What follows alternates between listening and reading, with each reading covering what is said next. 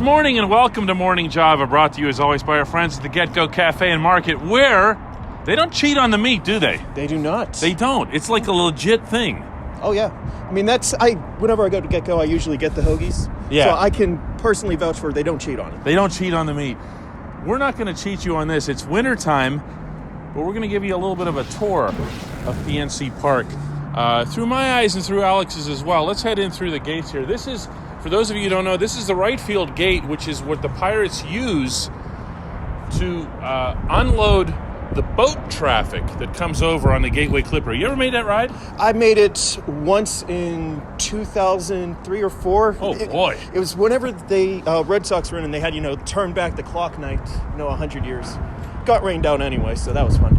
This over here, if you've never seen it, is a little children's playground that's right over here.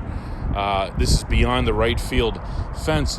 This was supposed to be where they were going to put the pirate ship. Do you remember the pirate ship? There was a pirate ship? You didn't know about the pirate ship? I did not. Pirate ship. Yeah, they were supposed to have this Tampa Bay Buccaneers style pirate ship out here. And I think the city and everybody else just kind of backed off on it and were like, nah, ixnay on the pirate ship here.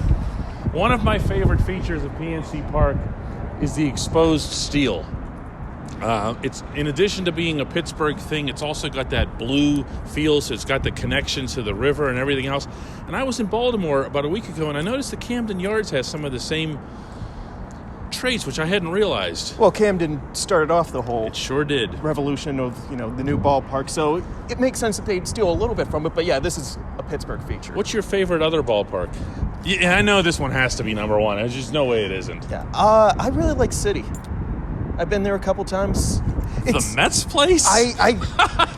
You know what? Ask me next year after a full year of travel. Yeah, but right okay, now, all right. I like City. It feels like a gladiator I'm arena. just glad you didn't say Wrigley, even though we sent you to Wrigley once already, too. Wrigley, no. Here's something else that's cool about PNC Park. Everybody always shows you the normal stuff and everything. We're going to show you stuff that's a little bit outside the realm here.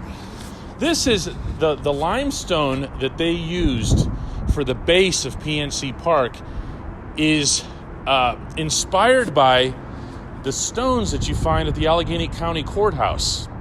Do you know that? I do not. See, now you learned something. I'm learning here. In fact, you know those smaller rectangular windows that you can find around the outside of the building? Those are also based off the foundation of the courthouse. There's a lot of Pittsburgh elements to this building that I don't think everybody necessarily appreciates. I mean, it has the view. That's why you go to PNC Park. That's why it's voted the best ballpark in America. But yeah, there's Pittsburgh in the building also.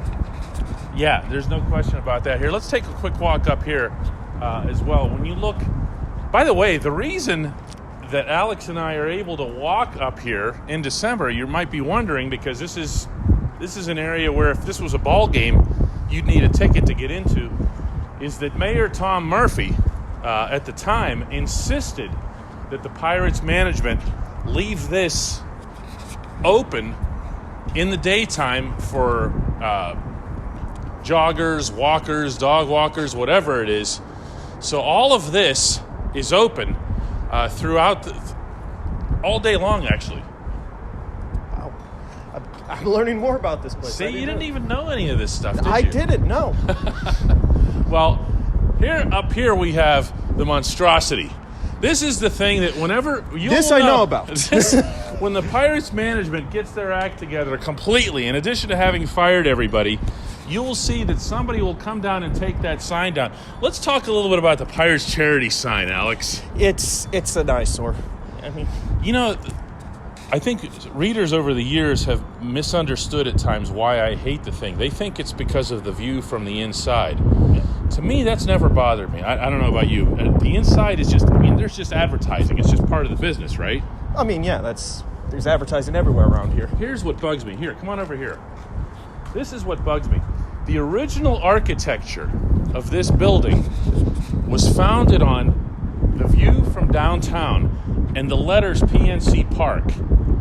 And then you have that thing that just pops up above the N, and it completely distorts what the original architect wanted.